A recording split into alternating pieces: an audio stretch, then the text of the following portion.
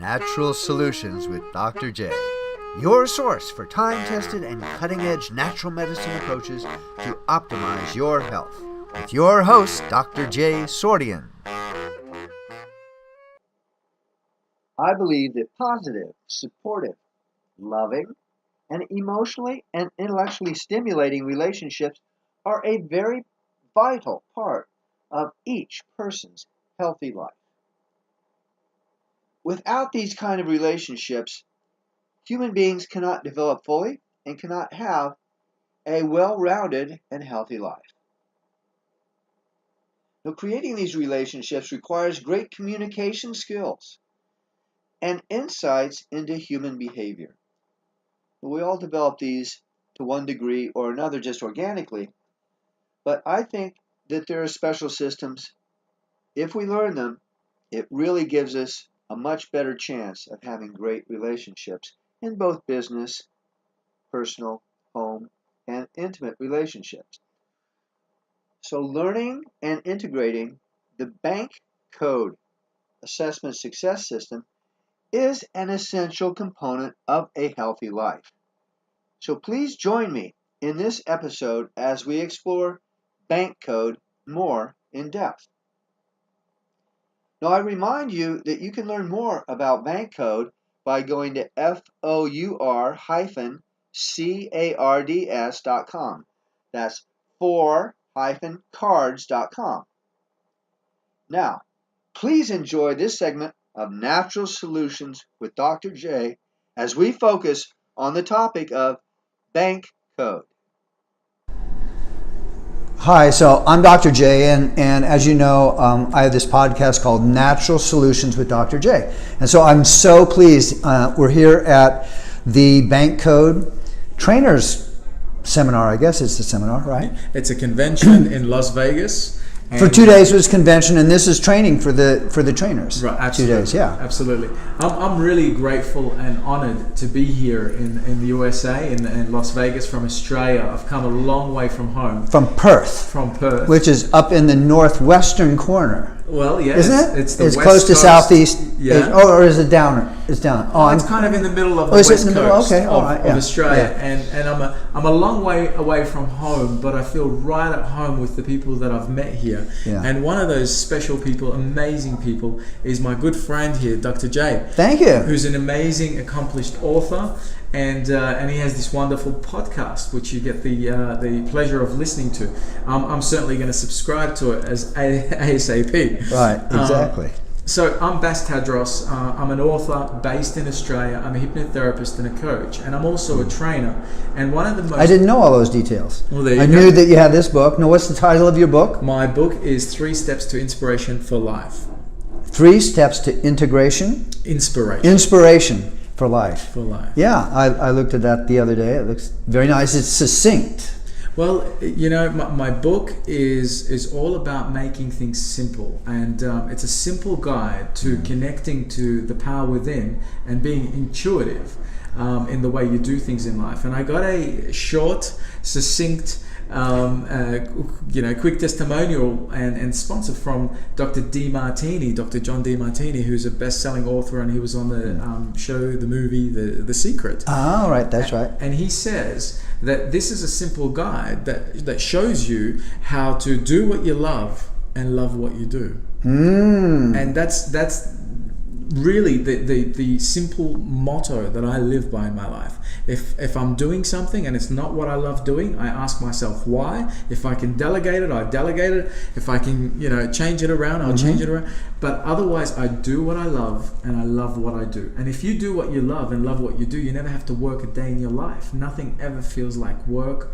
Nothing ever feels like a chore, and you can apply that to your business. You can apply that to your relationships. It's really a simple motto to live by.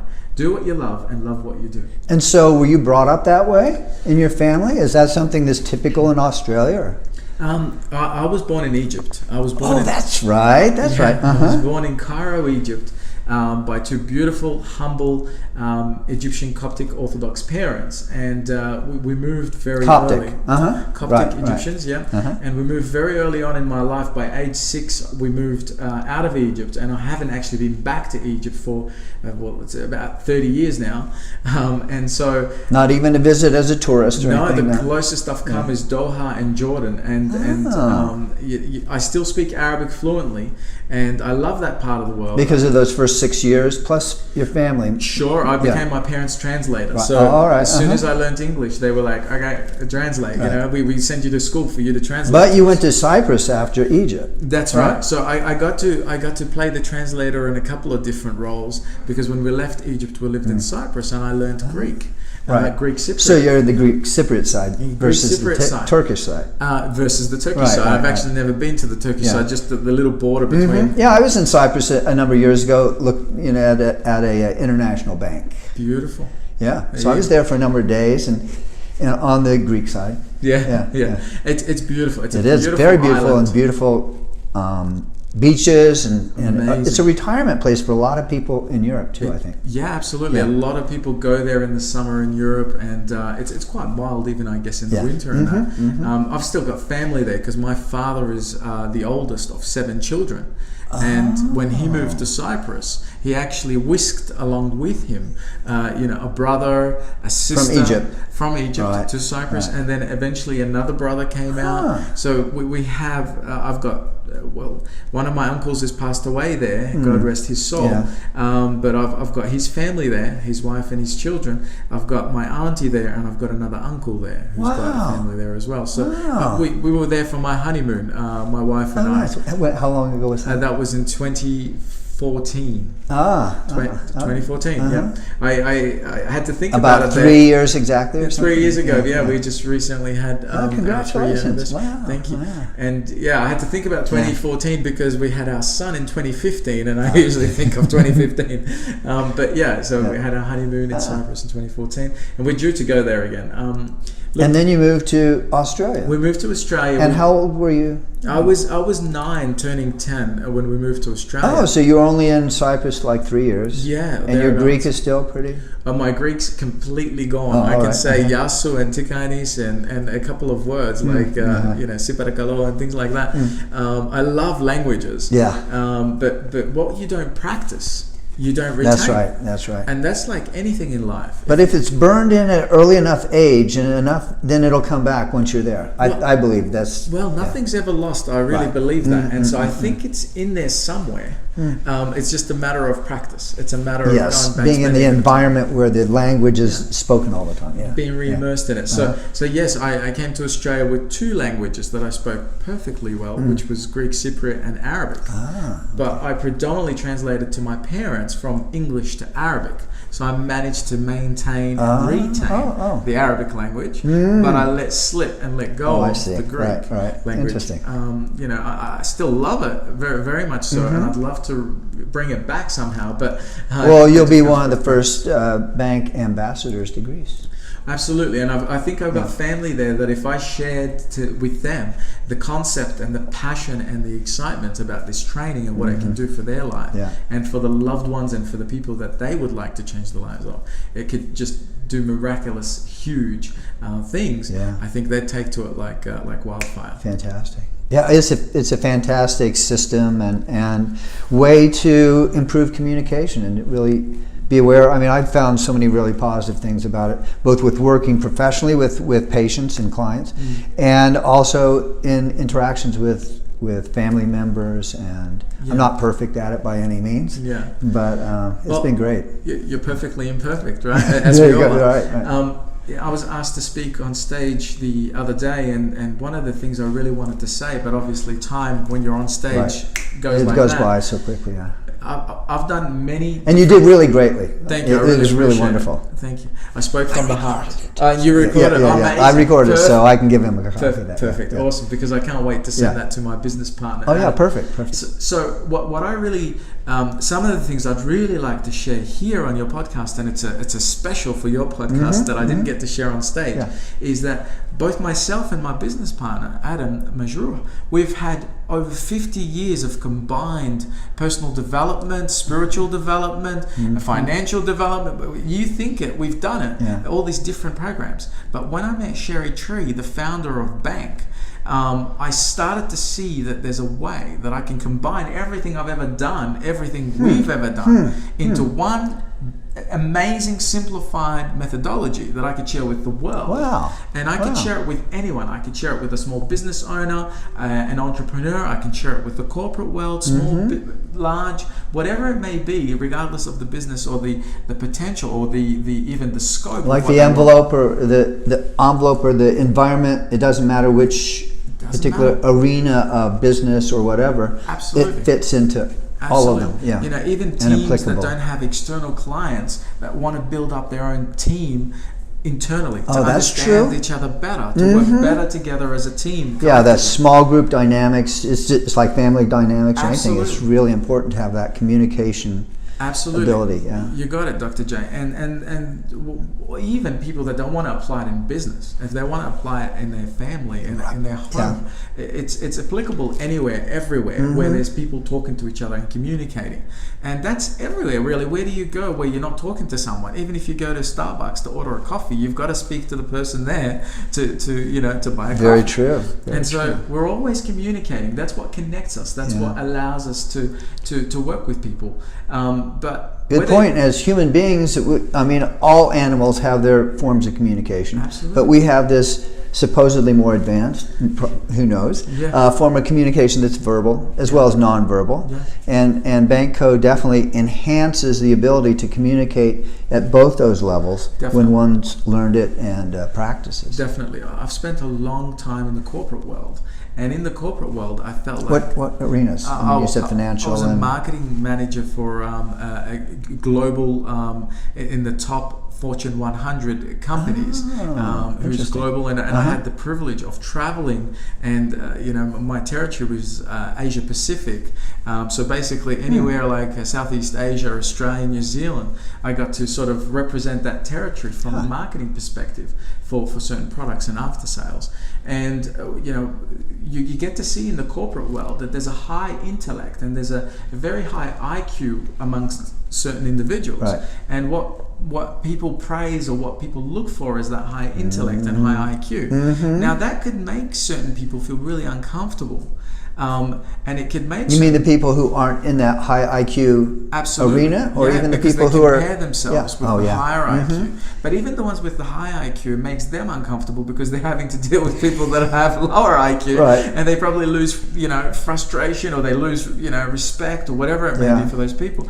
And so is the EQ equation thrown in there too, or? Very seldom and rarely do you see high IQ in the corporate world. And so what I love about this program is you can bring in the EQ and combine it with the IQ and allow both to see eye to eye and come together. And it's not really stated in an EQ, IQ fashion. It's integrated in a subtle way in the B.A.N.K codes. Perfect. Because it has to do with values. Absolutely. And one thing fascinating that I've studied a lot of personal growth things and stuff like that, and going to a variety of different classes, often people will talk about how our brains work. And I've written a couple books on that. And in one of mine, Super Brain, Maximize Your Brain Health for a Better Life, I talk a little bit about the subconscious mind and the conscious mind and how they interact and that too. But it's often said that underlying in the subconscious mind is where our beliefs and values lie. And then those propagate thoughts, and then that creates emotions, and then that will create an action or behavior, and then we get results because of that. And then because of the results, then that shapes our values and our beliefs. Can we do this? Can we not do it? Is it successful or not? So it's working both conscious level and then down in the unconscious level, and then it bubbles back up into the conscious level with our thoughts and emotions and our actual behavior. And so what's fascinating is B.A.N.K code starts out, and it's the cards about values. Sure. So it's dealing at the subconscious level that influences all the way up, but it's not, and typically I think the conscious level is considered to be more of the intellectual. Yeah. Yeah. And then the lower ones there's emotions integrated throughout the entire, both the brain stem and then the middle brain, etc., and to the cerebrum and everything. So we've got emotions scattered throughout that whole part. Yeah. But so values percolating from the subconscious, and then that's what we work with B.A.N.K. And so that intellectually, because I'm sort of like a knowledge type, so I'm always trying to come up, and I really like models. Sure. And learning different ones. So, You're very high knowledge, and obviously you see that in the work that you do as an author. You see that in your title as a doctor, and you know, the way I like to simplify it for people like me that are not very, very high in their knowledge side of things. Right. You know, not so much high in the IQ. I'm not saying I'm the lowest IQ, but I'm somewhere. No, you're way. I mean, the knowledge, having a predominance like my knowledge, and I just recently did a little video about my choice of why I chose to dress the way I did at the pool party. Right. You have to I think it's funny. I love that. My little video. White clothes pool party. Exactly. Awesome. Yeah. Thing. It's a really. I recorded it on Sunday morning after the pool party on Saturday night, because I just kind of woke up and I'm going, you know, I was wearing this kind of, it was a little disjointed and stuff, and it's the best I could do. And as I am not like a perfectionist dresser, and I don't go to the top labels and stuff. It doesn't make that much difference to me, but I was trying to at least be a little bit that way. So I sort of made fun of my whole costume as a knowledge type. Who cares less about that? But it doesn't matter whether one has a predominance of knowledge type behavior values as far as intellect. Sure. Because everyone, I mean, there are so many really smart people who have a predominance of a particular thrust, whether you're more action. I'm a high nurturer and high action. Yeah, exactly. But my knowledge is not too far behind. Right. And what I like to think about is, let's say with the conscious and subconscious mind, or some call it unconscious mind. Right, exactly. The conscious mind is often described under the subconscious too, but whatever. Sure. Yeah. So the conscious there's a lot mind, of different ways to say for me, is conversational. It holds conversations. It's intellect. It's all about measuring. So, like if I was calculating something, this is the conscious mind. And if we so you're thinking it's more on the logical side, or also the creative side? Because sometimes we have this. Can certainly be way, you know, you split the brain into two sides, and one is much more creative and artsy and not so much verbal, and then the other is the intellectual.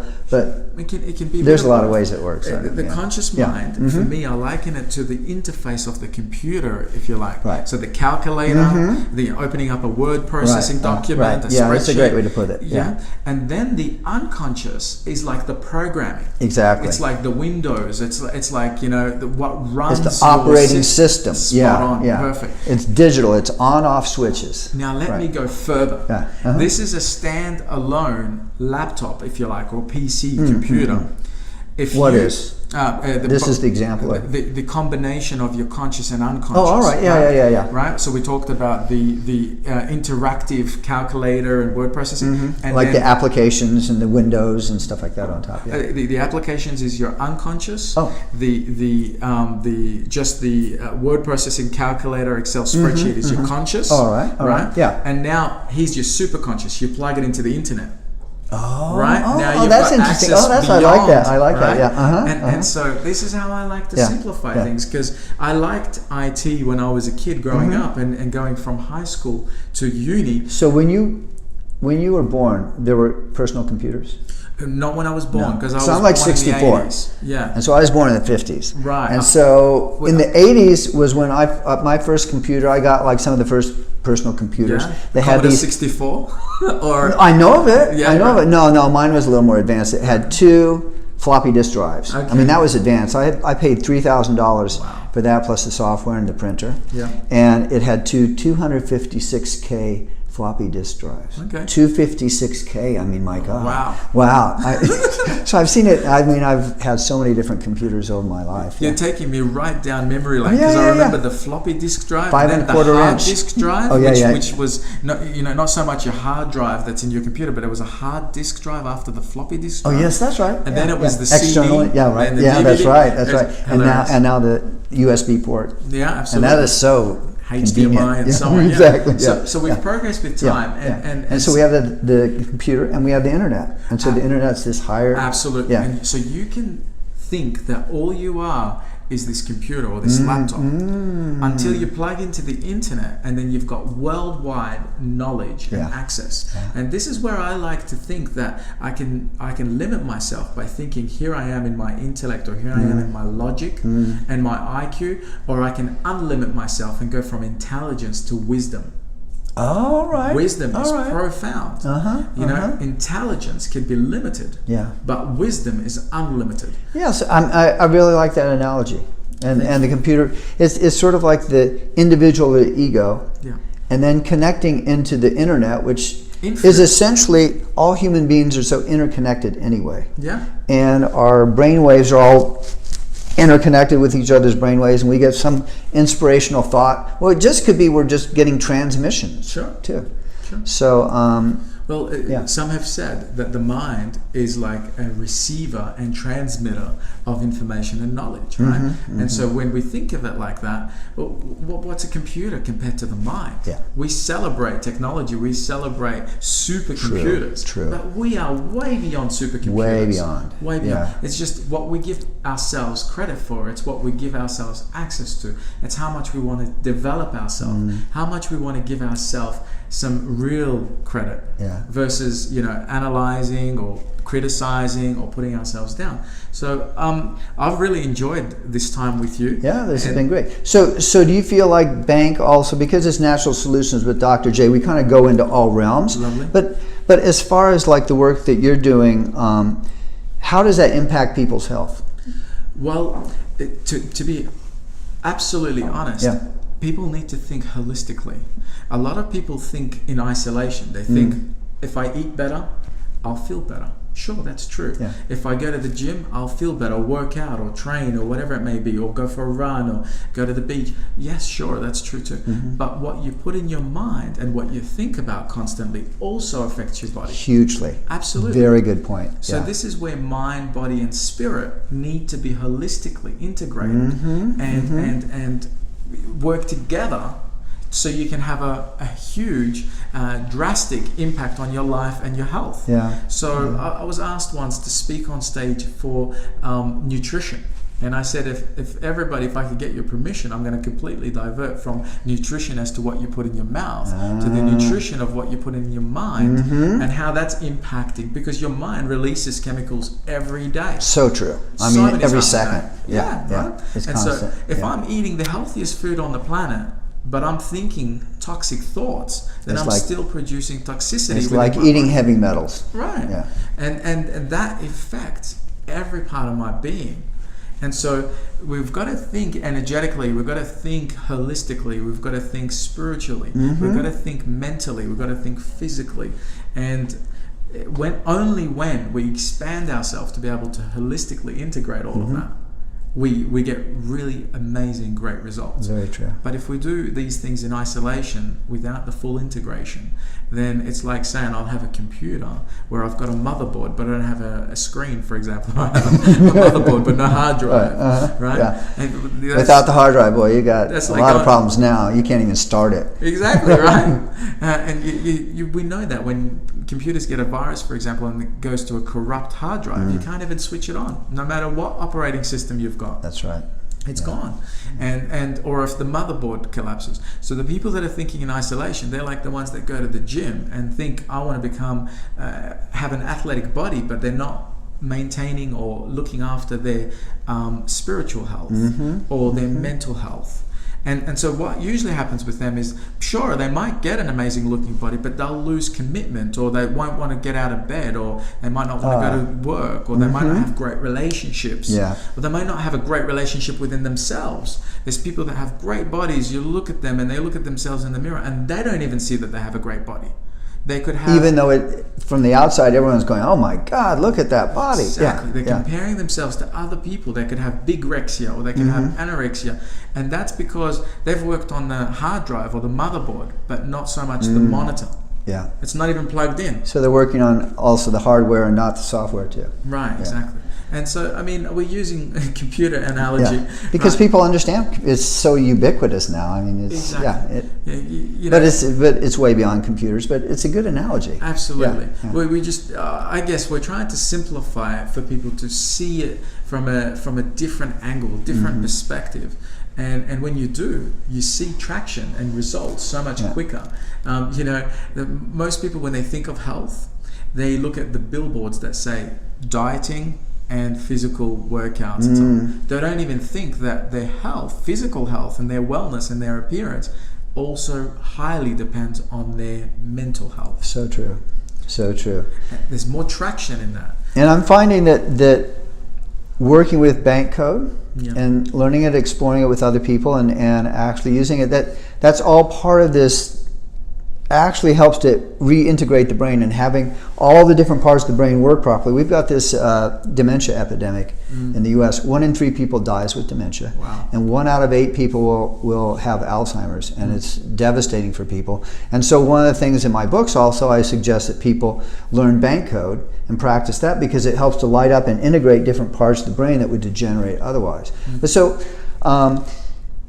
we're right about the perfect amount of time for this podcast for those who are commuting back and forth to work. So I would like, if you would, Bass, just spell your name for the audience and tell the audience where they can get more information from you and the name of your book. So Sure. So thank you. Thank you for this. It's been a great opportunity. It's been great talking with you, and I love the energy, and I love what we're co-creating around the world with this amazing energy. It's such a blessing to be able to meet you. Likewise, absolutely. I'm honored. So my name is Bass Tadros. Bass as in B-A-S-S. Like the fish? Like the fish, like Bass Strait or Bass Pro if you're in the US.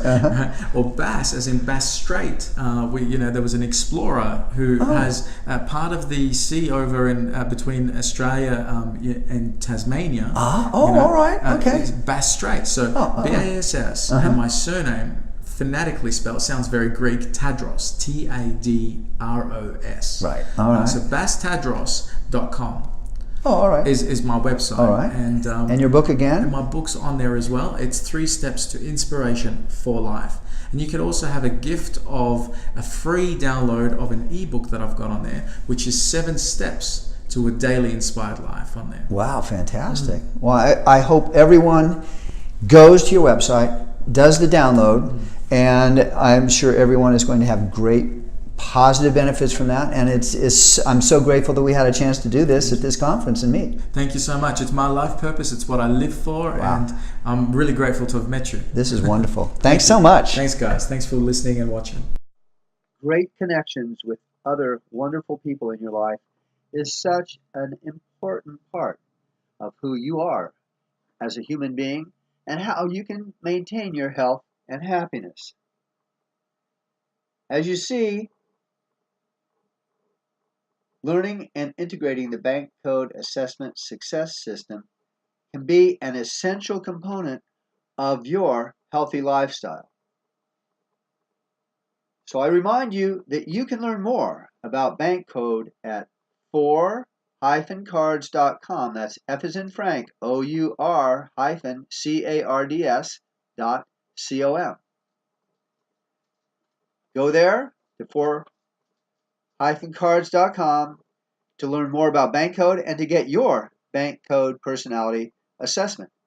Normally a $97 cost, but if you use the code DRJAY, then you can get your assessment for free, and you can also get extra discounts off of other bank code products by using that code. That's Dr. J at bankcode.com. Thanks again, and we look forward to having you listen to and enjoy our next podcast on natural solutions with Dr. J.